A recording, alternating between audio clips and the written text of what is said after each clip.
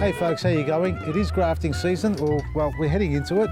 I've done some grafting on a citrus tree and I've shown you that. It's taken really well, and I use my little budding knife or grafting knife, one of these things here.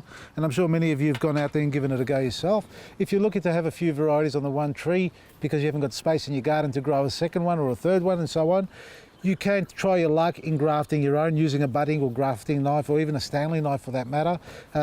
Always try and get yourself some buddy tape, not grafting tape. Now, there is grafting tape out in circulation, and I remember years ago that stuff there was a lot softer, a lot easier, more pliable. And you know, recent times when I've grabbed some of that, it's like almost like a belt, leather belt. It's so rigid. You need to really work it and warm it up, the plastic that is, so it can be soft and wrap around. Where this stuff here is called buddy tape. This is a continuous roll, but it comes in perforated form, so you can get it in 5 centimetre and 7 centimetre lengths. And each piece, for example, let me just break this piece off.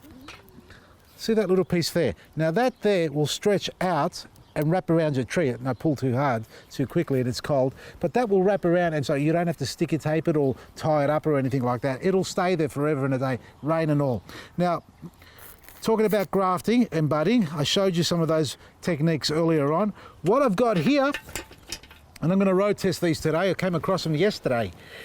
2 different types of grafting tools. These are manual grafting tools. You've got the Italian version, which is obviously a lot more expensive than the Asian version. Now, I'm not sure which country actually makes this. There was no markings on the box, but it is a great tool. It really is. It's got a little snip on the end there, so you can go along and cut your little branches off if you like that.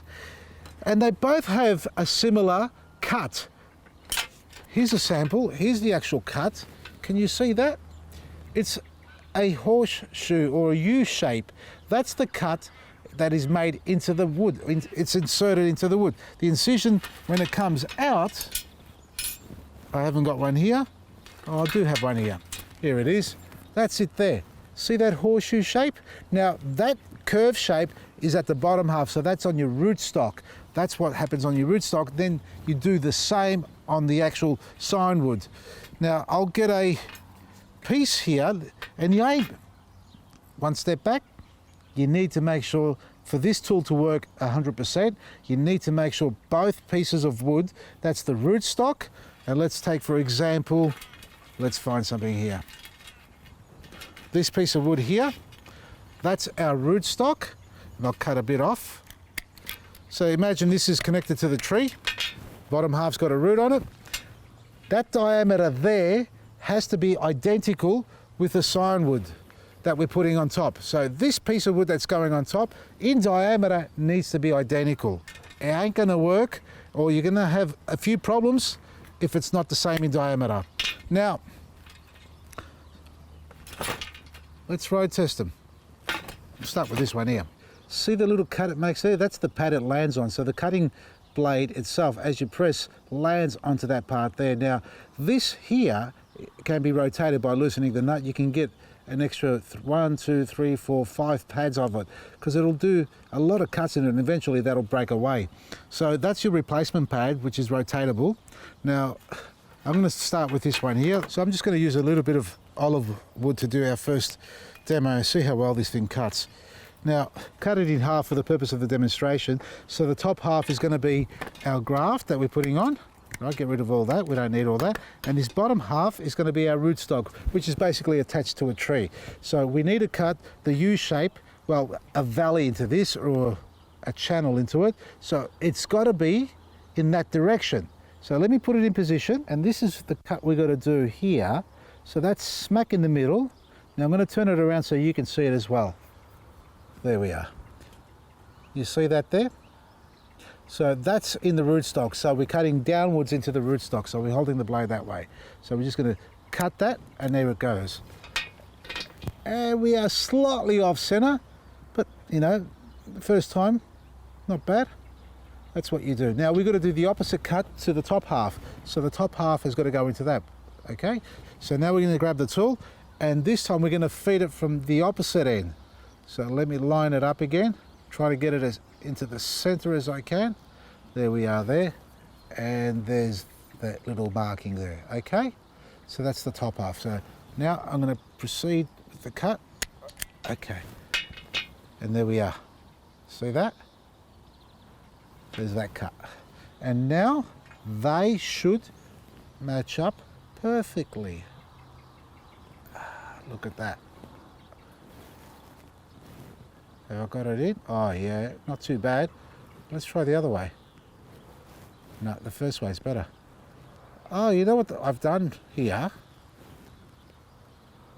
Well, that's pretty good actually. I'm happy with that. Look at that, you can't even tell. Cambium layers are lining up, and that's what we need to do here. Let me pull it apart to show you what I'm talking about. See, just below the outer skin, that light sort of lime green colour there, that's our cambium layer. That's where all the sap flows. And that's the inner wood. That's basically the structural or the skeletal of the tree. Yeah, sap flows through there, but nowhere near as moist as what it is on the outside. So we need to line those two layers up. And now I've got it upside down, obviously, but you see what I've done here by accident? Because I cut them in half to demonstrate it, that should have been a completely horizontal cut. So I'm going to clean that up.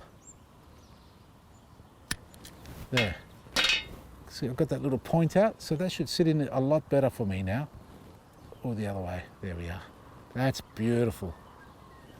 Look at that. Okay. Now, we need to tape that up. Now, if this had roots on it, which is basically this way, if that had roots on it, there's your grafting. So that's the first tool. And just a bit of budding tape. Look at that, nice and tight. Now, obviously you can't rotate your tree like I am here, so that's the benefit of cutting it off the tree. But that's how budding tape will finish off at the end for you. A nice clean join. That's not a bad tool. Now, this tool here, folks, only has the one style of cuts, as you just seen there. That's all it does. That's all you need to do, really. But if you want to do, that's grafting. If you want to do grafting, that's fine. Now, this Italian tool does the grafting because it's got some changeable parts here. Now, that's the same cutting blade, similar to the one we just seen there, which attaches to this. But I've already taken that off because I've just demonstrated here how that works. And what I've installed here is a budding blade. Well, what it does, it basically cuts the bud off the tree, and then you can cut another, do a cutout on the actual wood of the trunk or the branch that you want to graft onto or put the bud onto, and then you can do bud grafting. So we're going to demonstrate bud grafting with this one here. And I'm going to use a bit of plum here, I think it is, and nectarine, I think it's plum. Just had some cuttings on the floor there. Now, let me put my glasses back on.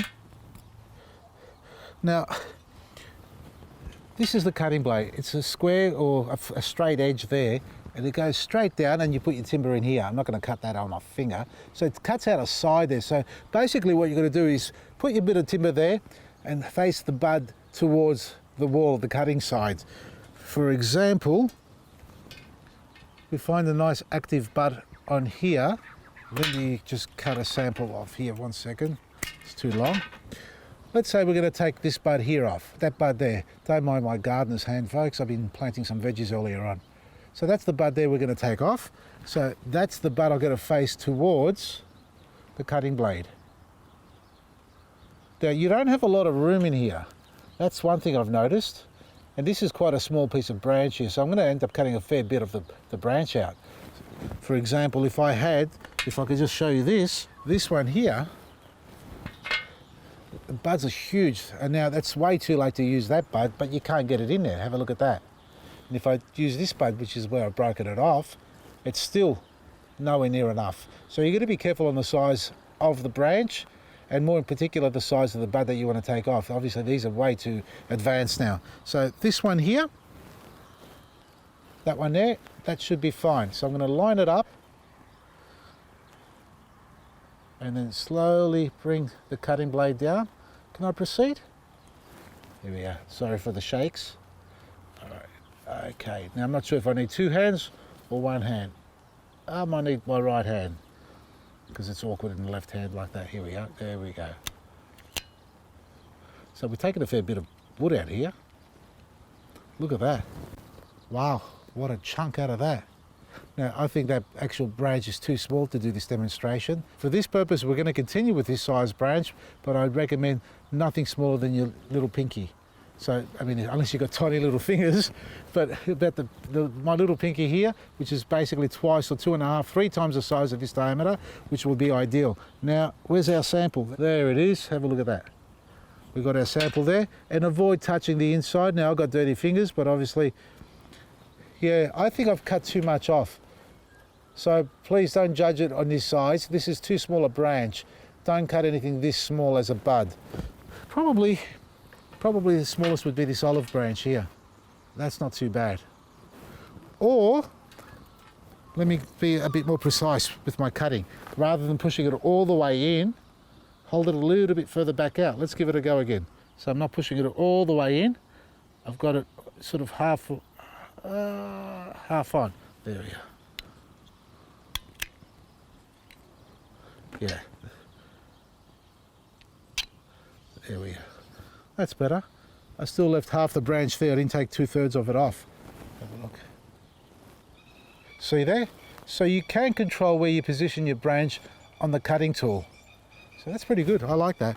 Now we're going to do the recess in our host plant. Now this is the same diameter as this. Again, too small in diameter, but we're going to continue with this demonstration. And let's see how we can do this. Same cut in an area where there's no bud, which doesn't leave me much space here, does it? We really don't have any areas with no buds. You know, at the end of the day, it's a cutting blade. It's a tool that's already got the shape of it. You're not cutting it by hand, so the actual cut will be identical regardless. As long as the branches are identical in diameter, there's no reason why it would not sit in there perfectly. That's gone. Now, I've cut more than I wanted off that, so I've got 2 samples here. Here's the first one. I'm putting it in. That's a bit small, because that's the small one, and that's the first one that I cut a little bit bigger. That's a little bit, it's like the 3 bears, isn't it? One's too big, one's too small. In actual fact, I think this one's pretty good. Yeah. By comparison of the 2, this one's pretty good. I'm happy with that. I can live with that. So that's your branch on your tree. Hello. There's your little, I can't see anything now. There's your bud graft onto there. And again, our buddy tape. Now this isn't perforated, like I said. This is a continuous roll. You just cut off as much as you need. And remember to wrap it up nice and tight. And you don't have to worry about going over the bud itself, because as I showed you with my lemon tree where I bud grafted, it's able to push its way through. It's soft enough to allow growth to come through. Unless you're using something like electrical tape or insulation tape or anything like that, the buddy tape is perfect for you. You don't have to worry about it. So if you want to give it a go, you know, grafting or bud grafting, and like I said, this Italian tool is a lot more expensive than the other one, but you have got 2 options of cutting. So you can do grafting and bud grafting, or budding itself. So they're both available on our website, vasilisgarden.com. I don't think we've got many of them, but we've also got plenty of these little things here too. So if you want to get out there and give it a go with your trees, folks, and you know, at the end of the day, the way we're going through life at the moment, the more you can grow in your own backyard, front yard, side strip of your house on your property, the better you are off than the rest of us. I'm giving it a go. I've got 400, 500 trees. How many can you get into your little garden by grafting? I reckon you can get at least a dozen fruit onto each tree. Give it a go today. Go to our website, vasilisgarden.com, and try one of these out, or get yourself a budding knife, or even just use a little Stanley knife. From me, Vasili, Adesi.